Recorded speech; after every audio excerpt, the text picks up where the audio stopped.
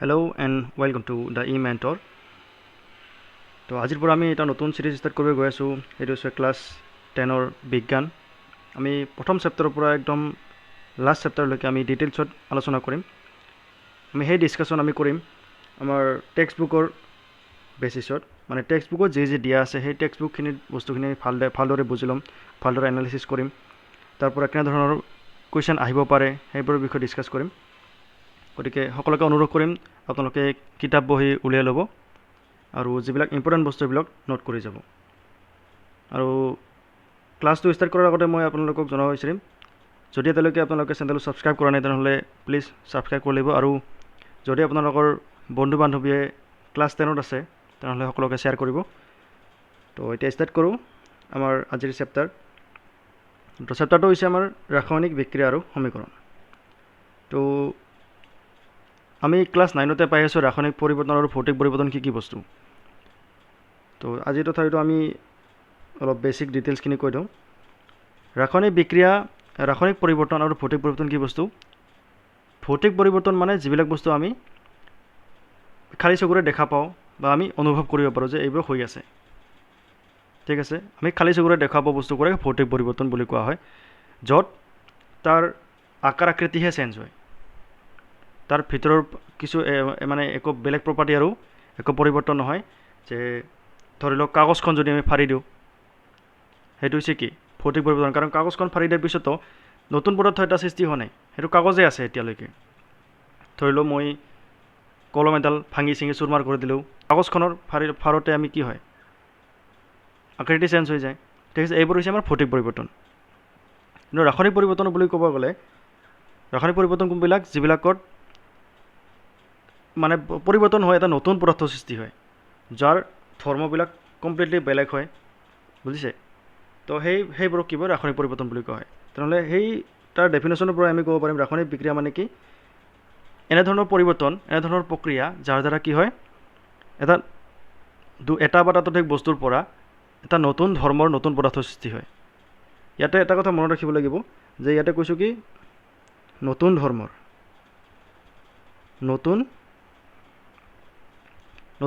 কিন্তু সৃষ্টি হ'ব লাগিব। যদি আমি কাগজখন ফাৰি দিওঁ সেইটো নতুন ধৰ্মৰ সৃষ্টি নহয়, কাগজখন কাগজে থাকে। কিন্তু যদি আমি হাইড্ৰজেন, ছাপ'জ ধৰিলোঁ এক্সাম্পল লৈছোঁ, আমি হাইড্ৰজেন আৰু তাৰ লগত যদি আমি অক্সিজেন বিক্ৰিয়া কৰি দিওঁ তেনেহ'লে আমাৰ কি সৃষ্টি, আমি গম পাওঁ, সকলোৱে গম পাওঁ আমি কি হয়, পানী সৃষ্টি হয়।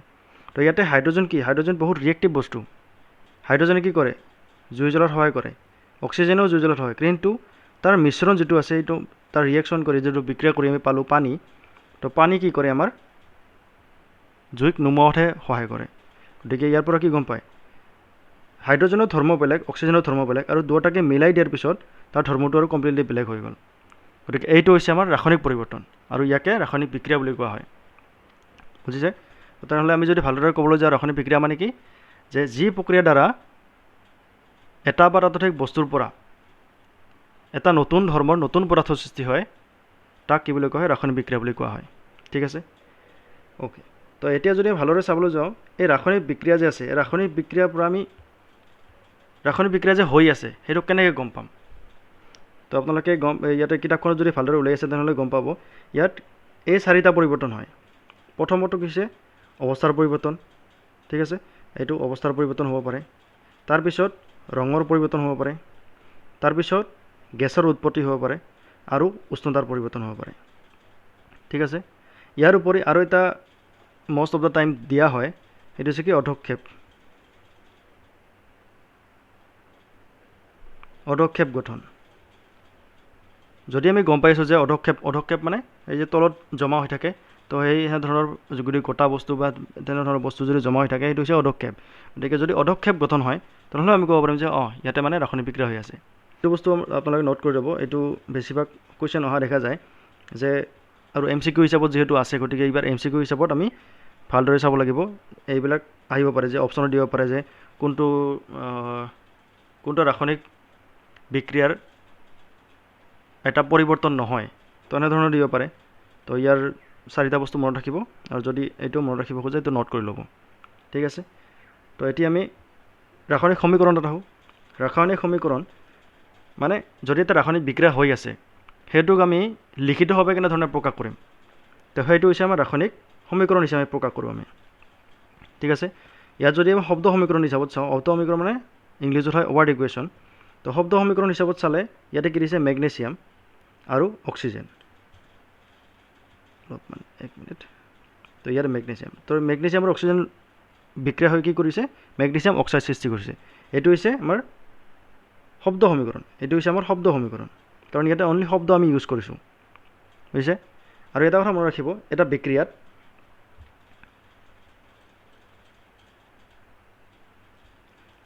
দুটা ধৰণৰ পদাৰ্থ থাকে। এটা হৈছে বিক্ৰিয়ক, বিক্ৰিয়ক মানে এই দুটাকে বিক্ৰিয়ক বুলি কয়, মানে যি দুটাৰ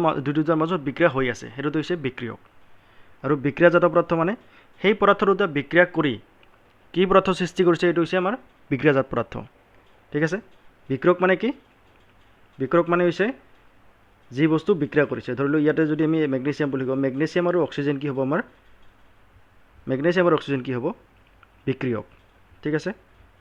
আৰু বিক্ৰিয়াজাত পদাৰ্থ কি হ'ব? Magnesium oxide. ইয়াতে লিখা আছে বিক্ৰিয়াজাত পদাৰ্থ আমাৰ মেগনেছিয়াম অক্সাইড। ঠিক আছে, তো ইয়াতে তলত দিয়াও আছে যে ৰাসায়নিক পৰিৱৰ্তন এটা মেগনেছিয়াম অক্সিজেনক বিক্ৰিয়ক আৰু বিক্ৰিয়াটোত গঠন হোৱা নতুন পদাৰ্থ মেগনেছিয়াম অক্সাইডক বিক্ৰিয়াজাত পদাৰ্থ বোলা হয়। মানে এটা বিক্ৰিয়াত যি দুটা পদাৰ্থ বিক্ৰিয়া কৰে সেইটো হৈছে বিক্ৰিয়ক, আৰু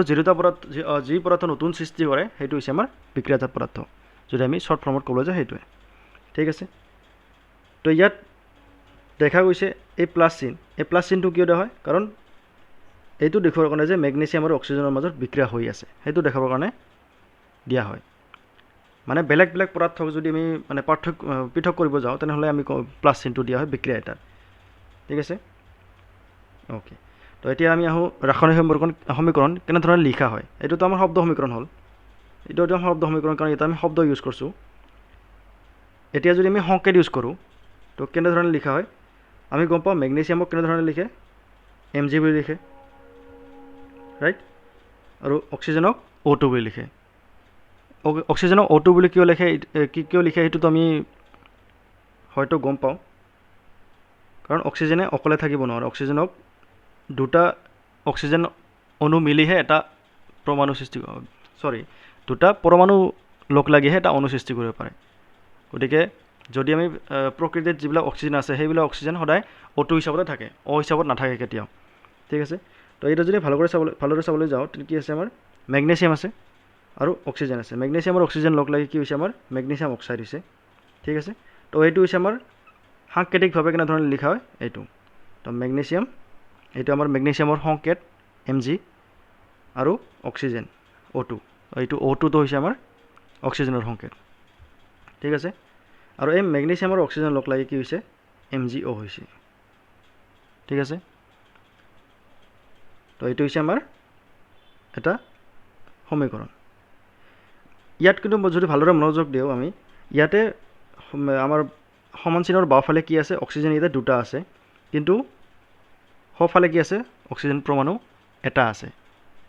তো ইয়াৰ পৰা কি বুজি যাওঁ? ইয়াত আমাৰ যিটো বিক্ৰিয়া আছে বিক্ৰিয়াটো সন্তুলিত সমীকৰণ নহয়। তো সন্তুলিত সমীকৰণ মানে কি? আৰু এতিয়া সন্তুলিত সমীকৰণ মানে যে আমাৰ বিক্ৰিয়ক পদাৰ্থ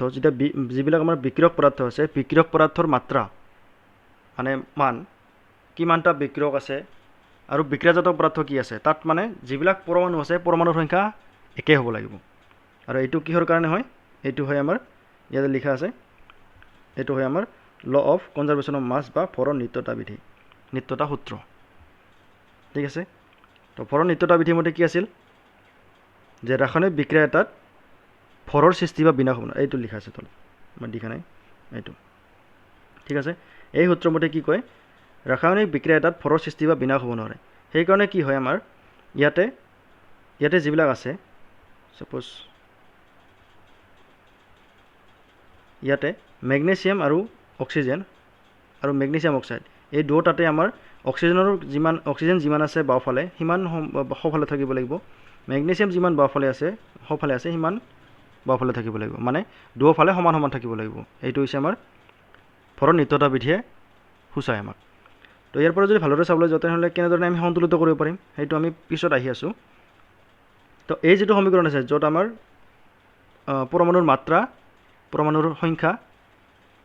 সমান নাই দুয়োফালে, তো এইটো কি কয় আমাৰ জোকা সমীকৰণ বুলি কয়।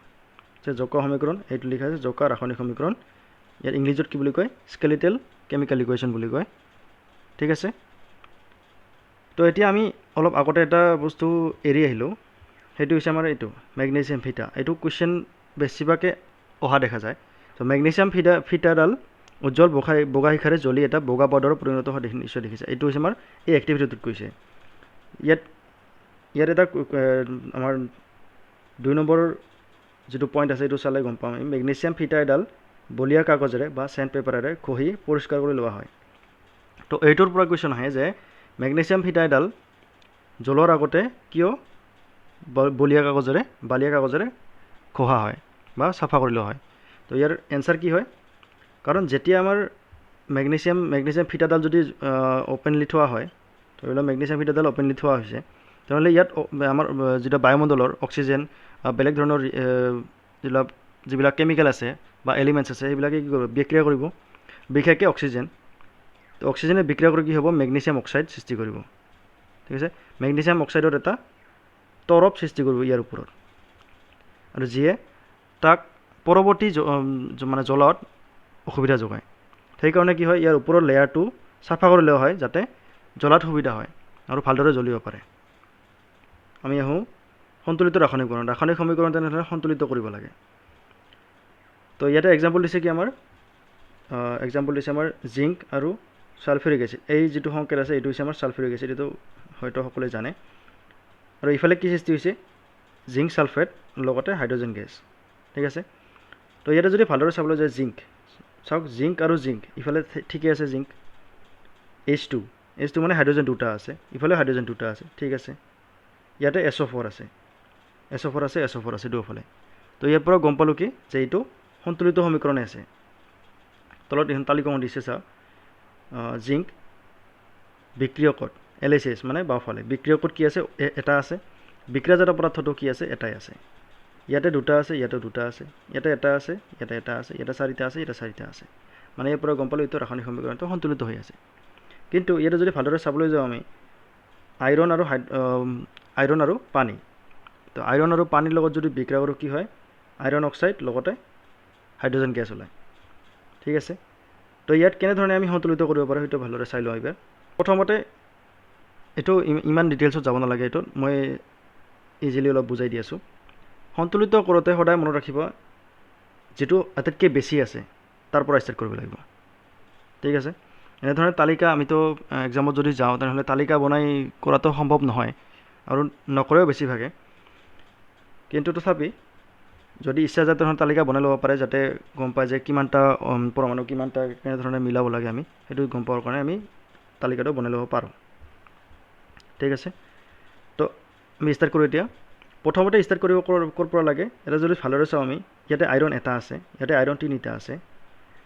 বাওঁফালে আছে হাইড্ৰজেন দুটা, সোঁফালে আছে হাইড্ৰজেন দুটা, হাইড্ৰজেনটো ঠিকেই আছে। ঠিক আছে, এতিয়া অক্সিজেন আছে ইয়াতে এটা, ইয়াতে আছে চাৰিটা। মানে আটাইতকৈ বেছি পাৰ্থক্য ক'ত আছে অক্সিজেনত আছে, গতিকে আমি অক্সিজেনৰ পৰা প্ৰথমতে ষ্টাৰ্ট কৰিম। অ'কে, তো ইয়াতে যদি ভালদৰে চাবলৈ যাওঁ এইটো আমি ইয়াতে চাওঁ Fe প্লাছ H2O আৰু ইফালে যদি চাওঁ Fe3O4 প্লাছ H2। যদি ভালদৰে চাবলৈ যাওঁ তেনেহ'লে ইয়াতে অক্সিজেন আছে এটা, ইয়াতে আছে চাৰিটা। তো আমি মিলাব কেনেদৰে লাগিব, ইয়াতেতো চাৰিটা আছেই আগৰ পৰা, তো ইফালে যদি আমি ইয়াৰ আগত চাৰি লগাই দিওঁ তেনেহ'লে কি হ'ব, চাৰি লগাই দিয়াৰ লগে লগে অক্সিজেন চাৰিটা হ'ব, মানে অক্সিজেনটো মিলি যাব। কিন্তু অক্সিজেনটো মিলিল ঠিকে, কিন্তু হাইড্ৰজেনটো পৰিৱৰ্তন হৈ গ'ল। হাইড্ৰজেনটোতো হাইড্ৰজেন ইয়াতে কিমানটা হৈ গ'ল 4 দুগুণ 8। ঠিক আছে, 4 দুগুণ 8, তো ইয়াতে মানে হাইড্ৰজেন 8টা হৈ গ'ল, ইয়াতে অক্সিজেন 4টা হৈ গ'ল, মানে অক্সিজেনটো মিলিল ঠিকে কিন্তু হাইড্ৰজেনটো চেঞ্জ হৈ গ'ল। তো এতিয়া আমি চাব লাগিব হাইড্ৰজেনটো মিলাব লাগিব। এতিয়া আটাইতকৈ বেছি কোনটোত আছে, হাইড্ৰজেন আছে, তো হাইড্ৰজেনটো মিলাব লাগিব এতিয়া। তো হাইড্ৰজেন কিমানটা আছে, ইয়াতে 8টা আছে, ইফালে আছে কিমানটা 2টা। তো ইয়াৰ লগত কি দিলে আমাৰ 8টাৰ লগত মিলিব, যিহেতু 2টা আছেই, তো ইয়াৰ লগত 4 মাল্টিপ্লাই কৰি দিলে 4 দুগুণ 8 হৈ যাব, মানে ইয়াতে 4 দিয়াৰ লগে লগে এইটো মিলি যাব। ঠিক আছে, মই ইমান ষ্টেপ বাই ষ্টেপ যোৱা নাই বাৰু, তো এতিয়া যদি আমি ভালদৰে চাবলৈ যাওঁ তো এটা হাইড্ৰজেনো মিলি গ'ল আৰু অক্সিজেন মিলি গ'ল কিন্তু ইয়াতে কি হ'ব এতিয়া ইয়াতে আছে আইৰণ তিনিটা তো ইয়াতে যিটো আইৰণ তিনিটা আছে তো বাওঁফালে চাওক বাওঁফালে কেইটা আছে বাওঁফালে আছে এটা তো এটা যদি আছে তেনেহ'লে ইফালে তিনিটা আছে ইফালে এটা আছে তো কি দিলে আমাৰ মিলি যাব গতিকে ইয়াতে দিব লাগিব কিমান ইয়াত দিব লাগিব 3 ঠিক আছে ইয়াত 3 দিব লাগিব তো ইয়াৰ পৰা কি গম পালোঁ তো এইটো যিটো সন্তুলিত ইকুৱেশ্যন আছে সেইটো কেনেধৰণৰ হ'ব সন্তুলিত ইকুৱেশ্যনটো হ'ব এনেধৰণৰ যে Fe প্লাছ H2O Feৰ আগত 3 H2ৰ আগত 4 আৰু এইটো বিক্ৰিয়া হৈ কেনেধৰণৰ হ'ব যে Fe3O4টো সেমে থাকিব লগতে কি আহিব 4H2 এইটো হৈছে আমাৰ সন্তুলিত সমীকৰণ হৈ যাব তো ইয়াত যদি ভালদৰে চাবলৈ যাওঁ ইয়াতে তিনিটা আইৰণ আছে ইয়াতেও তিনিটা আইৰণ আছে ইয়াতে 4টা অক্সিজেন আছে তো ইয়াতে 4টা অক্সিজেন আছে ইয়াতে 8টা হাইড্ৰজেন আছে ইয়াতেও 8টা হাইড্ৰজেন আছে মানে আল্টিমেটলি এনেধৰণে আমাৰ সন্তুলিত কৰা হয় মই ষ্টেপ বাই ষ্টেপ যোৱা নাই ইয়াতে পৰ্যায় 2 পৰ্যায় 3 পৰ্যায় 4 এনেধৰণে দিয়া আছে তো মই সিম্পলভাৱে বুজাই দিছোঁ ঠিক আছে তো এতিয়া আমাৰ এটা বস্তু ইম্পৰ্টেণ্ট ইয়াতে ভৌতিক অৱস্থাৰ বাবে লিখোন মানে যেতিয়া আমি এটা সমীকৰণ লিখোঁ তাৰ সদায় অৱস্থা লিখিব লাগে ভৌতিক অৱস্থা এইটো এনেধৰণে দিয়া আছে SGSG ঠিক আছে তো ইয়াতে আমাৰ 4টা অৱস্থা থাকে তো মই ভালদৰে লিখি দি আছোঁ ইফালে 4টা অৱস্থা কি কি থাকে এটা থাকে S মানে কি সলিড ঠিক আছে আৰু সলিড মানে আমি গম পাওঁ এইটো গোটা হয় ঠিক আছে নেক্সট কি আছে G মানে কি গেছ মানে আমি গম পাওঁ গেছ মানে কি গেছীয় হয় নহয় নেক্সট আৰু কি আছে L মানে লিকুইড ঠিক আছে লিকুইড আৰু লিকুইড মানে আমি কি জুলীয়া বুলি কওঁ জুলীয়া আৰু এটা আছে সেইটো হৈছে AQ মানে একুৱাছ বুলি কয় হৈছে একুৱাছ এতিয়া একুৱাছ মানে কি জলীয় বুজিছা জুলীয়া আৰু জলীয় দুটা বেলেগ বেলেগ বস্তু এইটো লিখা আছে ভালদৰে চাবলৈ গ'লে গম পাব এইটো জলীয় দ্ৰৱ কি বুলি কয় AQ বুলি কয় জলীয় দ্ৰৱ মানে কি এতিয়া আৰু জলীয় দ্ৰৱ মানে যিবিলাক পানীৰ লগত মিক্স হৈ থাকে পানীৰ লগত মিশ্ৰিত হৈ থাকে সেইটো হৈছে আমাৰ জলীয় তো ইয়াতে কি আছে Fe আইৰণ সাধাৰণতে কি হয় গোটা হয় মানে লহ বুলি কওঁ আইৰণ মানে কি হয় গোটা হয় আৰু পানী ইয়াতে যদিও গেছ বুলি দিছে জি হোৱাৰ কাৰণ আছে কাৰণ আইৰণে ঠাণ্ডা পানীৰ লগত বিক্ৰিয়া নকৰে সেইকাৰণে তাৰ পানীৰ ভাপৰ লগত বিক্ৰিয়া কৰে পানীৰ বাষ্পৰ লগত বিক্ৰিয়া কৰে সেইকাৰণে কি হয় ইয়াতে জি হৈছে কাৰণ পানীৰ ভাপটোৰ লগতহে বিক্ৰিয়া কৰি আছে ইয়াতে বুজিছে তাৰপিছত কি হৈছে আমাৰ Fe3O4 মানে আইৰণ হৈছে আইৰণ অক্সাইড কি হ'ব গোটা হ'ব কাৰণ এইটো আমাৰ আল্টিমেটলি কি হয় মামৰ টাইপৰে হয় তো মই এইটো ঠিক ভালদৰে ইমান ডিটেইলছত মই নাযাওঁ আৰু তো ইয়াতে কি হয় H2 মানে হাইড্ৰজেন গেছ হাইড্ৰজেনটো গেছতে থাকে হাইড্ৰজেন কেতিয়া আমাৰ গোটা নহয় গোটা হয় বাৰু ঠিক আছে তো এইখিনি হৈছে আমাৰ কেনেধৰণে সন্তুলিত কৰিব লাগে আৰু তাৰ ভৌতিক অৱস্থা কেনেধৰণে লিখিব লাগে ঠিক আছে ভৌতিক অৱস্থা কি ক'লোঁ মই S মানে হৈছে গোটা G মানে হৈছে গেছ L মানে হৈছে লিকুইড আৰু AQ মানে একুৱাছ ইয়াতে যদি আমি S মানে কি গোটা G মানে গেছীয় L মানে জুলীয়া আৰু AQ মানে জলীয় দ্ৰৱ ঠিক আছে তো আমি নেক্সট আহোঁ ৰাসায়নিক বিক্ৰিয়াৰ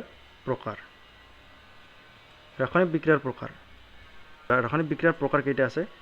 ইয়াতে মেনশ্যন কৰা মতে 5টা আছে ৰাসায়নিক বিক্ৰিয়াৰ প্ৰকাৰ হৈছে প্ৰথমটো হৈছে কি সংযোজন বিক্ৰিয়া বা ইংলিছত চালে আমাৰ কি হয় কম্বিনেশ্যন ৰিয়েকশ্যন এটা যদি ভালদৰে চাওঁ সংযোজন ইয়াত যেটো শব্দ আছে শব্দটোতে মিনিংটো আছে সময় যোজন মানে কি জোৰা লগোৱা সংযোজন মানে একেলগ ধৰি লওক যোজন যোজন শব্দটোতে আছে সংযোজন সংযোজন মানে একেলগ কৰা ঠিক আছে তো ইয়াতে ইংলিছৰ যিটো ৱৰ্ড আছে ৱৰ্ডৰ কম্বিনেশ্যন কম্বিনেশ্যন মানে কি একেলগে হয় নাই একেলগ কৰা তো মানে কি বা দুটা বা ততোধিক বস্তু যদি আমাৰ দুটা বা ততোধিক পদাৰ্থ বিক্ৰিয়া কৰি এটা পদাৰ্থ যদি বনোৱা হয় তাক কি বুলি কোৱা হয় সংযোজন বিক্ৰিয়া বুলি কোৱা হয় ঠিক আছে এইটো যদি আমি ভালদৰে চাবলৈ যাওঁ এইটো যে এটা বিক্ৰিয়াক য'ত দুই বা ততোধিক বিক্রিয়ক পদার্থ লগ হয় মাত্র এটা বিক্রিয়াজাত পদার্থ উৎপন্ন হয় তাকে সংযোজন বিক্রিয়া বলে ইয়াত এইটো মনত ৰাখিব পৰাচুন বা কুইক লাইম এই পৰাচুনটো কোনটো বস্তু CaO ইয়াৰ কেতিয়াবা সংকেত লিখিব আহে যে পৰাচুন আৰু হিতিলিতচুন কোনটো এইটো মানে পৰাচুনে যেতিয়া পানীৰ লগত বিক্ৰিয়া কৰে সেইটো কি হয়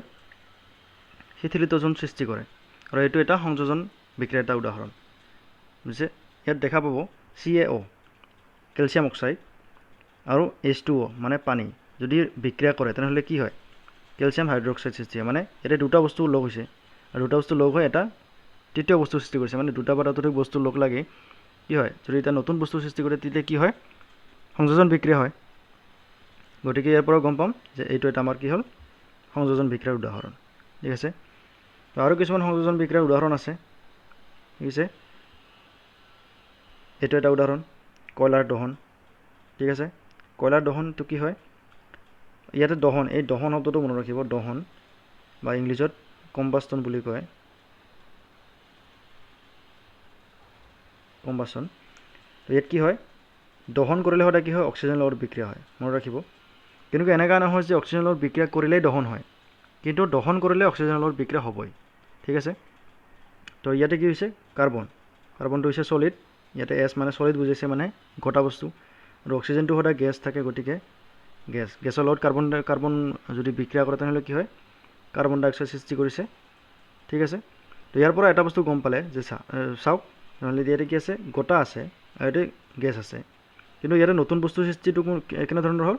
গেছ সৃষ্টি হ'ল ঠিক আছে ইয়াতে কি হ'ল আমাৰ অৱস্থাৰ পৰিৱৰ্তন হ'ল ঠিক আছে আমি আজি অনলি কিতাপখনৰ ওপৰত ডিছকাছ কৰিম আমি বেলেগ আৰু একো বেলেগ ডিছকাছ নকৰোঁ কিতাপখনৰ চেপ্টাৰটোৰ পৰাই যিখিনি বস্তু ইম্পৰ্টেণ্ট আছে সেইখিনি বস্তু ডিছকাছ কৰিম ঠিক আছে তো কয়লাৰ দহনটো হৈছে আমাৰ এতিয়া হ'ল আৰু লগতে আমাৰ কি আছে পানীৰ গঠন তো পানী কেনেকৈ হয় সেইটো আমাৰ কি হয় এটা কম্বিনেশ্যন ৰিয়েকশ্যন বা সংযোজন বিক্ৰিয়া এটা উদাহৰণ ঠিক আছে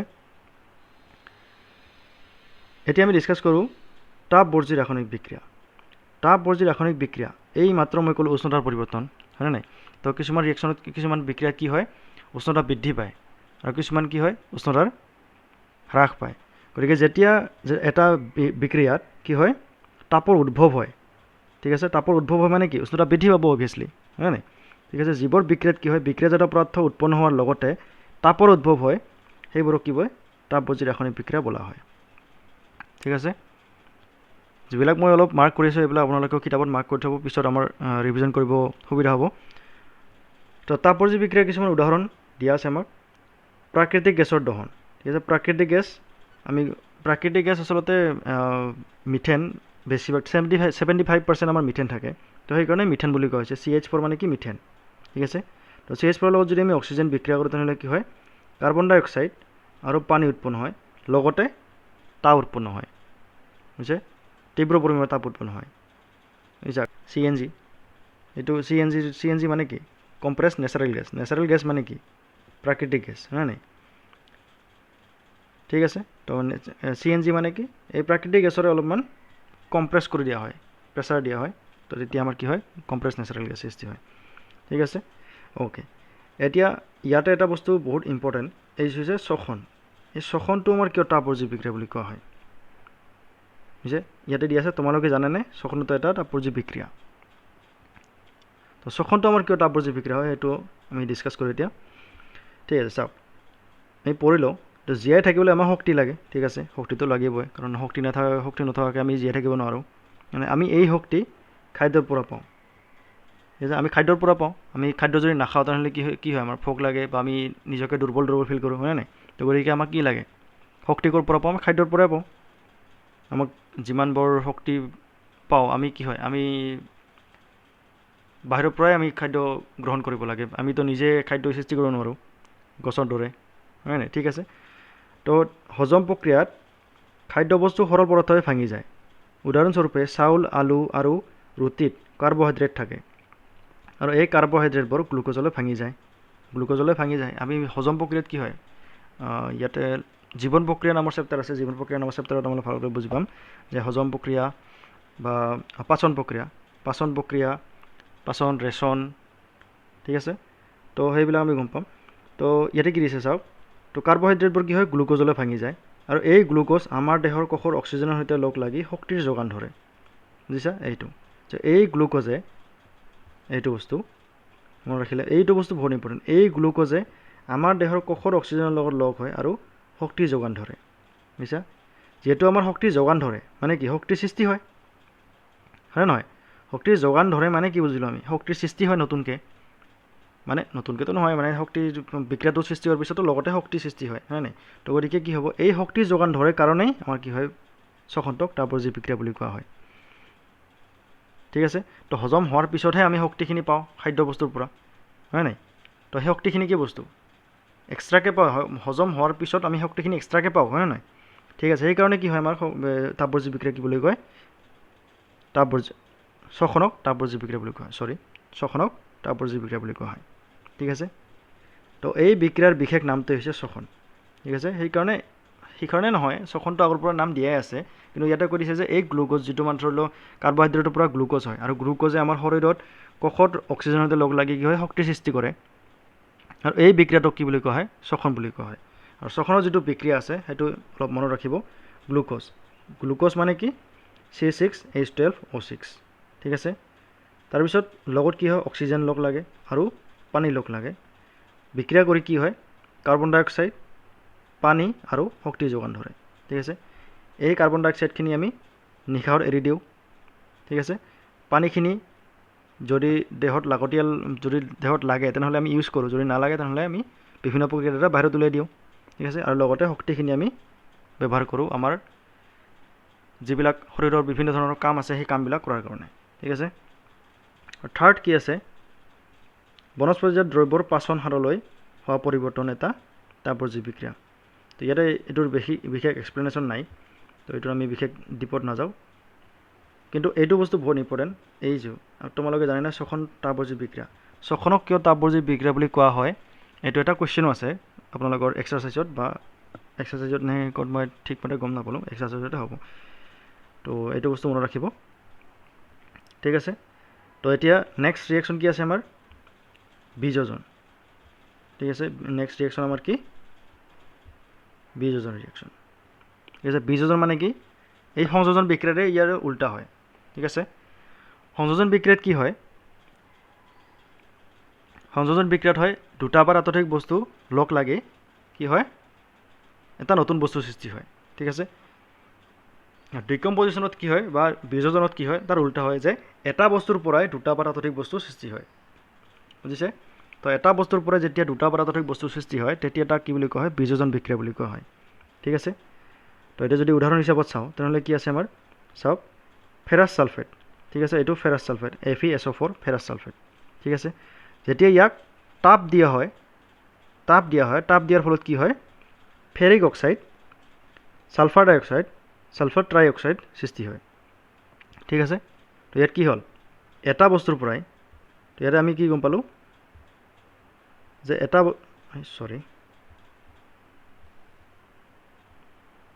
ইয়াতে এটা বস্তুৰ পৰাই কি হ'ল, এটা, দুটা, তিনিটা, মানে এটা বস্তুৰ পৰাই তিনিটা বস্তুৰ সৃষ্টি হ'ল। ঠিক আছে, তো এটা বস্তুৰ পৰা যেতিয়া মানে দুটা বা তাতোধিক বস্তুৰ সৃষ্টি হ'ব তেতিয়া তাক কি বুলি কোৱা হয়, বিযোজন বিক্ৰিয়া বুলি কোৱা হয়। গতিকে এইটো হৈছে আমাৰ কি, বিযোজন বিক্ৰিয়া এটা ভাল উদাহৰণ। ঠিক আছে, অ'কে, আৰু এটা উদাহৰণ, এতিয়া আমি অলপ আগতে পাইছিলোঁ যে কেলছিয়াম অক্সাইডৰ লগত যেতিয়া আমি পানী বিক্ৰিয়া কৰোঁ তেনেহ'লে কি হয়, কেলছিয়াম হাইড্ৰক্সাইড সৃষ্টি হয়। তো তাৰে এটা কি হৈছে আমাৰ নতুন বিক্ৰিয়া, মানে সেই বস্তুটোৰ ওপৰতে ইয়াতে কি হৈছে, কেলছিয়াম কাৰ্বনেট, আৰু কেলছিয়াম কাৰ্বনেট মানে কি, চূণশিল। ঠিক আছে, এই চূণশিলক কি হয়, যদি চূণশিলক তাপ দিয়া হয় তেনেহ'লে কি হয়, আমাৰ কেলছিয়াম অক্সাইড মানে পৰা চূণ পাওঁ, লগতে কাৰ্বন ডাই অক্সাইড সৃষ্টি হয়। ঠিক আছে, এইটো হৈছে কি, এটা বস্তুৰ পৰাই দুটা বস্তুৰ সৃষ্টি হ'ল। ঠিক আছে, এইটো আমাৰ কি, আমাৰ বিযোজন বিক্ৰিয়াৰ এটা উদাহৰণ। ঠিক আছে, ইয়াতে এটা বস্তু লক্ষ্য কৰিবলগীয়া যে দুটা বিক্ৰিয়াতে ইয়াত কি হৈছে, ইয়াতো তাপ দিয়া হৈছে আৰু ইয়াতো তাপ দিয়া হৈছে ঠিক আছে যেতিয়া বিযোজন বিক্ৰিয়া এটা তাপৰ দ্বাৰা সৃষ্টি কৰা হয় মানে তাপৰ দ্বাৰা কি হয় ঘটোৱা হয় বিক্ৰিয়া কৰা হয় তেতিয়া কি হয় তাক তাপীয় বিযোজন বুলি কোৱা হয় ঠিক আছে ইয়াতে কি হয় ইংলিছত কি হয় থাৰ্মেল ডিকম্পজিশ্যন বুলি কোৱা হয় বুজিছা ঠিক আছে তো ইয়াতে এইটো আণ্ডাৰলাইন কৰি ল'ব যে যেতিয়া এটা বিযোজন বিক্ৰিয়া তাপ প্ৰয়োগ কৰি ঘটোৱা হয় তেতিয়া তাক তাপীয় বিযোজন বোলা হয় ঠিক আছে তো এইটো বস্তু বহুত ইম্পৰ্টেণ্ট মনত ৰাখিব যেহেতু বিজ্ঞানত এইবাৰ নহয় আগৰ 2 বছৰৰ পৰা আহি আছে যে 45 কুৱেশ্যনছ MCQ আৰু এইবাৰ অলপ পেটাৰ্ণটো চেঞ্জ কৰা বুলি কৈছে গতিকে মানে কি যিটো ছাবজেক্ট আছে বা চেপ্টাৰটো আছে তাৰ ডিপ নলেজ থাকিব লাগিব আপোনালোকৰ ডিপ নলেজ থাকিলেহে তেতিয়াহে আপোনালোকে নলেজৰ লগত যিবিলাক ৰিলেটেড কুৱেশ্যনছ বা স্কিলৰ লগত যিবিলাক ৰিলেটেড কুৱেশ্যনছ আণ্ডাৰষ্টেণ্ডিং মানে যিবিলাক কিমান বুজি পাইছে চেপ্টাৰটো তাৰ ওপৰত যিবিলাক কুৱেশ্যন আছে আমি টেকেল কৰিব পাৰিম ঠিক আছে তো এতিয়া নেক্সট আৰু এটা বহুত ভাল উদাহৰণ এইটো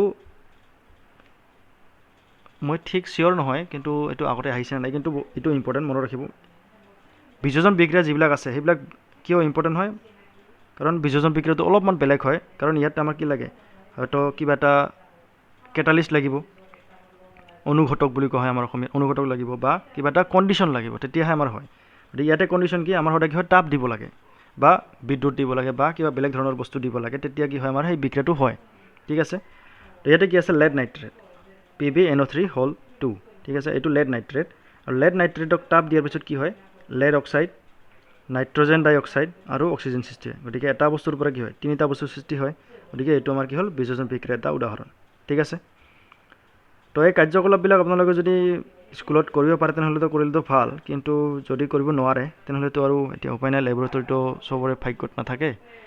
যিবিলাকে চৰকাৰী স্কুলত পঢ়ি আছে সেইবিলাকৰ থাকিব পাৰে কাৰণ লেবৰেটৰী আজিকালি চৰকাৰী স্কুলবিলাকত দিয়া হৈছে ঠিক আছে তো আপোনালোকে যদি কৰিব পাৰে নহ'লে টিচাৰৰ লগত কণ্টেক্ট কৰিব আৰু ক'ব যে আমি এই কাৰ্যকলাপটো কৰি চাব বিচাৰোঁ তেনেহ'লে আপোনালোকে কৰিব পাৰিব ঠিক আছে অ'কে তো এতিয়া আমি নেক্সট আমি ইমান দেৰি কি আহিছে তাপীয় বিযোজন পঢ়ি আছিলোঁ মানে যিবিলাক বস্তু তাপৰ লগত ৰিলেটেড এটা যদি ভালদৰে চাওঁ এইটো কি এইটো হৈছে AgCl মানে চিলভাৰ ক্লৰাইড Ag মানে চিলভাৰ Cl মানে ক্লৰাইড তো চিলভাৰ ক্লৰাইডক যেতিয়া আমি সূৰ্যৰ পোহৰ দিয়া হয় এতিয়া এইটো বস্তু মনত ৰাখিব যে AgCl মানে চিলভাৰ ক্লৰাইডক যেতিয়া সূৰ্যৰ পোহৰ দিয়া হয় তেতিয়া কি হয় চিলভাৰ আৰু ক্লৰিনত সৃষ্টি হৈ যায় মানে এইটো ভাঙি Ag2 ছেপাৰেট হৈ যায় Cl2 ছেপাৰেট হৈ যায় ঠিক আছে তো এইটো হৈছে আমাৰ কি এটা বস্তুৰ পৰা দুটা বস্তুৰ সৃষ্টি হ'ল গতিকে এইটো আমাৰ বিযোজন বিক্ৰিয়াৰ এটা উদাহৰণ ঠিক আছে ঠিক তেনেদৰে চিলভাৰ ব্ৰমাইড ঠিক আছে চিলভাৰ ব্ৰমাইড এইটো একে ঠিক আছে তো এতিয়া আমাৰ অপসৰণ বা প্ৰতিস্থাপন বিক্ৰিয়া অপসৰণ এইটো অলপমান মই ফানি ৱেত বুজা হৈছে অপসৰণ এইটো হৰণ বুলি ক'ব পাৰে হৰণ হৈছে কিডনেপ কৰা হৈছে তো কিডনেপ কৰা মানে কি যদি ভালদৰে চাওঁ প্ৰতিস্থাপন বিক্ৰিয়া বা অপসৰণ বিক্ৰিয়াত কি হয় যদি ধৰি লওক দুটা ৰিয়েকশ্যন হৈছে ইয়াতে দুটা বস্তু আছে কি আছে Fe আছে আৰু কপাৰ ছালফেট আছে তো ইয়াতে কি হয় যে যদি Feৰ মানে আইৰণৰ যদি সক্ৰিয়তা মানে ৰিয়েক্টিভিটি যে কিমান সোনকালে বিক্ৰিয়া কৰিব পাৰে বা কিমান সক্ৰিয় বেলেগ বস্তু লোৱাৰ কাৰণে বা দিয়াৰ কাৰণে সেইটো হৈছে আমাৰ কি সক্ৰিয়তা বুলি কোৱা হয় তো আইৰণৰ কি হয় সক্ৰিয়তা কপাৰতকৈ বেছি হয় ঠিক আছে তো আইৰণৰ যদি কপাৰতকৈ বেছি হয় মানে কি কৰিব এই Fe এই কপাৰক কি কৰিব কিডনেপ কৰি ল'ব ঠিক আছে মই বেলেগ ধৰণে বুজাইছোঁ অলপমান তো Fe কি কৰিব কপাৰক কিডনেপ কৰি ল'ব আৰু তাক বন্দী কৰি থ'ব বেলেগ ঠাইত ঠিক আছে তো এইটো হৈছে আমাৰ কি অপসৰণ বিক্ৰিয়া ঠিক আছে অপসৰণ মানে ই কপাৰক হৰণ কৰিল আৰু বেলেগ ঠাইত থৈ দিলে ঠিক আছে আৰু Fe কি হ'ল সেই কপাৰৰ ঠাই ল'ল আৰু লগতে কপাৰক ছেপাৰেট কৰি থৈ দিলে ঠিক আছে এইটো হৈছে আমাৰ কি অপসৰণ বিক্ৰিয়া মানে ইয়াতে এটা ঠাই কি হয় চেঞ্জ হৈ যায় যে ইয়াতে যিহেতু Fe মেটেল আৰু কপাৰটোও মেটেল গতিকে কি হয় দুটা ঠাই চেঞ্জ কৰি দিয়ে গতিকে এইটো হৈছে কি আমাৰ অপসৰণ বিক্ৰিয়া ঠিক আছে য'ত কি হয় এটা এলিমেণ্ট কি হয় সাল সলনি হৈ যায় ঠিক আছে এইটো হৈছে আমাৰ অপসৰণ বিক্ৰিয়া হৈছে ক্লাছ 10ৰে যদি আপোনালোকে থাৰ্ড চেপ্টাৰটোত চায় থাৰ্ড চেপ্টাৰটোত আপোনালোকৰ এখন তালিকা আছে তাত কি হয় ৰিয়েক্টিভিটি চিৰিজ দিয়া আছে ৰিয়েক্টিভিটি চিৰিজ মানে সক্ৰিয়তাৰ ক্ৰম ঠিক আছে সক্ৰিয়তাৰ ক্ৰম প্ৰথমতে কি আহে পটাছিয়াম আহে তাৰপিছত সোডিয়াম আহে ঠিক আছে তাৰপিছত কেলছিয়াম আহে তাৰপিছত মেগনেছিয়াম আহে তাৰপিছত এলুমিনিয়াম আহে জিংক তাৰপিছত আহে Fe মানে আইৰণ তাৰপিছত lead Pb তাৰপিছত হাইড্ৰোজেন কপাৰ ঠিক আছে তো এইখিনিলৈকে জানিলে মানে বিশেষকৈ হৈ যায় আৰু বাকীখিনি ইমান সক্ৰিয় নহয় গোল্ড আৰু সিলভাৰ আছে বাকীখিনি ইমান সক্ৰিয় নহয় কিন্তু ইয়াতে যদি ভালদৰে চাওঁ এই ৰিয়েকশ্যনটোৰ হিচাপত চাবলৈ গ'লে জিংক আৰু কপাৰ সালফেট কি আছে ইয়াতে যদি ভালদৰে চাওঁ এইটো জিংক আৰু এইটো কপাৰ তো ইয়াৰ পৰা কি গম পাওঁ জিংকটো কপাৰতকৈ কি হয় বেছি সক্ৰিয় হয় হয়নে নাই তো জিংক যদি কপাৰতকৈ বেছি সক্ৰিয় হয় মানে কি জিংকে কপাৰক অপহৃত কৰিব পাৰিব গতিকে সেইকাৰণে কি হয় বিক্ৰিয়াটোত জিংকে কপাৰত ঠাই লয় আৰু কপাৰক এক্সট্ৰাকে থৈ দিয়ে ঠিক আছে ঠিক তেনেদৰে ইয়াতে যদি চাবলৈ যাওঁ Pb মানে lead আৰু কপাৰ lead ক'ত আছে lead হৈছে আমাৰ কপাৰতকৈ ওপৰত আছে Pb সেইকাৰণে lead আমাৰ কি হয় কপাৰক অপহৃত কৰিব পাৰে গতিকে এইটো এটা কণ্ডিশ্যন কিন্তু অপহৃত কৰাৰ কাৰণে কি লাগে আমাক যে এটা মৌল হয় আৰু এটা মৌলত কি হয় বেছি সক্ৰিয় হ'ব লাগিব তেতিয়াহে অপহৃত কৰিব পাৰিব যদি বেছি সক্ৰিয় নহয় তেতিয়াহ'লে অপহৃত কৰিব নোৱাৰে ঠিক আছে তো এইখিনি হৈছে আমাৰ অপহৰণ বিক্ৰিয়া ঠিক আছে তো ইয়াৰ পিছত আহিলোঁ আমি ডি অপহৰণ ইয়াতে অপহৰণ অনলি আছিল কি এটাই ৰিপ্লেচ কৰে এটাই আঁতৰাই দিয়ে হয়নে নাই মানে এটা অপহৃত কৰে ইয়াতে কি হয় ডি অপহৰণ মানে দুটাই চেঞ্জ হৈ যায় ঠিক আছে এটা যদি ভালদৰে চাওঁ কি হয় বি এৰ ঠাই যদি Na লয় কি হ'ব NaCl আৰু Na ঠাই যদি Ba লয় কি হ'ব BaSO4 ঠিক আছে তো ইয়াতে কি হয় দুটাকে চেঞ্জ কৰি লয় ঠিক আছে মানে এনেধৰণৰ বস্তু মই তোমাৰ পৰা কিবা এটা বস্তু কাঢ়ি লৈছোঁ সিও মোৰ পৰা এটা বস্তু কাঢ়ি লৈছে গতিকে এনেধৰণৰ এক্সচেঞ্জ হৈ আছে ইয়াতে ঠিক আছে তো এইটো হৈছে আমাৰ ডি অপহৰণ বিক্ৰিয়া হ'ব আৰু এই ডি অপহৰণ বিক্ৰিয়াতে কি হয় আমাৰ যদি কেতিয়াবা কি হয় আমাৰ অধক্ষেপ সৃষ্টি হয় ঠিক আছে ইয়াত আমাৰ কি হয় অধক্ষেপ সৃষ্টি হয় হ'ব এই অধক্ষেপণ যেতিয়া আমাৰ অধক্ষেপ সৃষ্টি হয় সেই বিক্ৰিয়াটোক কি বুলি কোৱা হয় অধক্ষেপণ বিক্ৰিয়া বুলি কোৱা হয় ঠিক আছে তো এই ডি অপহৰণ বিক্ৰিয়াতে বা কেতিয়াবা অপহৰণ বিক্ৰিয়াটো দেখা যায় তো কি যেতিয়া কি হয় এটা অধক্ষেপ সৃষ্টি হয় সেই অধক্ষেপ সৃষ্টি হ'লে তাক কি বুলি কোৱা হয় অধক্ষেপণ বিক্ৰিয়া বুলি কোৱা হয় ঠিক আছে তো এতিয়া আমি লাষ্ট আমাৰ কি আছে জাৰণ আৰু বিজাৰণ তো জাৰণ আৰু বিজাৰণ কি বস্তু জাৰণ আৰু বিজাৰণ চাই ল'লে গম পাম তো জাৰণ যদি আমি অসমীয়াত ইংলিছত যদি চাবলৈ যাওঁ জাৰণ মানে কি অক্সিডেশ্যন ইয়াতে নামটোতে আছে অক্সিডেশ্যন মানে কি অক্সিজেন লগ হোৱা ঠিক আছে তো যদি অক্সিজেন লগ হোৱা হয় তো ৰিডাকশ্যন কি হ'ব অক্সিজেন হেৰুৱা হ'ব ঠিক আছে তো যিহেতু আমাক একেলগে হৈছে জাৰণ আৰু বিজাৰণ তো জাৰণ মানে কি অক্সিজেন যোগ হোৱা ঠিক আছে আৰু বিজাৰণ মানে কি অক্সিজেন বিয়োগ হোৱা ঠিক আছে তো ঠিক তেনেদৰে আৰু এটা কণ্ডিশ্যন আছে যদি ইয়াতে আৰু এটা কণ্ডিশ্যন আছে কি অক্সিজেন যোগ হোৱা এইটো ভালদৰে অলপ লিখি লওঁ এইফালে তো জাৰণ আৰু বিজাৰণত কি হয় তো জাৰণত কি হয় অক্সিজেন যোগ হয় বা হাইড্ৰোজেন বিয়োগ হয় ঠিক আছে এইটো হৈছে জাৰণ আৰু যদি বিজাৰণ বুলি কওঁ আমি বিজাৰণত কি হয় অক্সিজেন মাইনাছ হয় কিন্তু হাইড্ৰোজেন প্লাছ হয় হৈছে এই দুটা কণ্ডিশ্যন যদি অক্সিজেন প্লাছ হয় তেনেহ'লে অক্সিডেশ্যন বা জাৰণ যদি হাইড্ৰোজেন মাইনাছ হয় তেনেহ'লে অক্সিডেশ্যন বা জাৰণ ঠিক আছে বিজাৰণত কি হয় যদি অক্সিজেন মাইনাছ হয় তেতিয়াহ'লে বিজাৰণ বা যদি হাইড্ৰোজেন প্লাছ হয় তেতিয়া আমাৰ কি হ'ব বিজাৰণ হৈছে তো আমি যদি এক্সাম্পল লওঁ তেনেহ'লে গম পাম তো এক্সাম্পল হ'লে কি হ'ব এই তলত চালে গম পাম চাওক এইটো যদি কপাৰ আছে ইয়াতে কপাৰ আৰু অক্সিজেন তো কপাৰৰ লগত যেতিয়া অক্সিজেন বিয়োগ ধৰি লওক ৰিয়েকশ্যন কৰিব কি হ'ব এইটো কপাৰ অক্সাইড হ'ব ইয়াতে কি হৈছে অক্সিজেন লগ হৈছে কপাৰৰ লগত ইয়াতে কপাৰ অকলে আছিল কিন্তু ইয়াতে অক্সিজেন লগ হৈছে ঠিক আছে তো অক্সিজেন লগ হৈছে মানে কি হৈছে ইয়াতে জাৰণ হৈছে তো অভিয়াছলি এইটো নৰ্মেল কথা তো অক্সিজেন লগ হোৱা মানে কি জাৰণ হোৱা ঠিক আছে ইয়াতে কপাৰ কি হৈছে জাৰিত হৈছে ঠিক আছে ঠিক তেনেদৰে ইয়াতো চাওক কপাৰ অক্সাইড আছে তাৰ লগত হাইড্ৰোজেন ৰিয়েকশ্যন কৰিছে তাৰপিছত কি হৈছে তো হাইড্ৰোজেনে কি হয় অক্সিজেন লগ লৈ লৈছে হয় নাই আৰু কপাৰ অকলে থাকি গ'ল ঠিক আছে হ'ব তো ইয়াতে মই বুজাই দিলোঁ কি হ'ল কপাৰটো ইয়াতে অক্সিজেন আছিল কিন্তু ইয়াতে কপাৰৰ অক্সিজেন নাই গতিকে কপাৰটো কি হ'ল বিজাৰিত হৈ গ'ল ঠিক আছে কিন্তু আৰু যদি ভালদৰে চাবলৈ যাওঁ একবাৰ হাইড্ৰজেনটো ইয়াতে অকলে আছিল কিন্তু ইয়াতে অক্সিজেন লগ লাগিল মানে হাইড্ৰজেনটো জাৰিত হৈছে ঠিক আছে হাইড্ৰজেন জাৰিত হৈছে তো ইয়াতে ভালদৰে চাবলৈ গ'লে এই তলত যিটো আমাৰ লাইন আছে এইটো ভালদৰে পঢ়িলে গম পাম যে বিক্ৰিয়াত পদাৰ্থ এটাই অক্সিজেন লাভ কৰিলে পদাৰ্থক জাৰিত হোৱা বুলি কোৱা হয় যদি পদাৰ্থটোৱে অক্সিজেন হেৰুৱায় তেতিয়া তাক বিজাৰিত হোৱা বুলি কোৱা হয় ঠিক আছে কিছুমান বিক্ৰিয়া আছে যিবিলাকত কি হয় জাৰণ আৰু বিজাৰণ একেলগে হয় কিছুমান বিক্ৰিয়াত কি হয় জাৰণ আৰু বিজাৰণ কি হয় একেলগে হয় তেতিয়া তাক কি বুলি কোৱা হয় জাৰণ বিজাৰণ বা ৰেডক্স ৰিয়েকশ্যন বুলি কোৱা হয় যে এইটো নাম মনত ৰাখিব জাৰণ বিজাৰণ বা ৰেডক্স ৰিয়েকশ্যন ঠিক আছে তো এতিয়া যদি ভালদৰে চাওঁ এইটো এই মাত্ৰ মই যে ওপৰতে কৰিলোঁ যে এইটো ইয়াতে কি হয় জাৰণ আৰু বিজাৰণ দুয়োটাই হৈ আছে গতিকে এইটো এটা ৰেডক্স ৰিয়েকশ্যনৰ এটা উদাহৰণ ৰেডক্স বিক্ৰিয়াৰ এটা উদাহৰণ চাওক কেনেধৰণে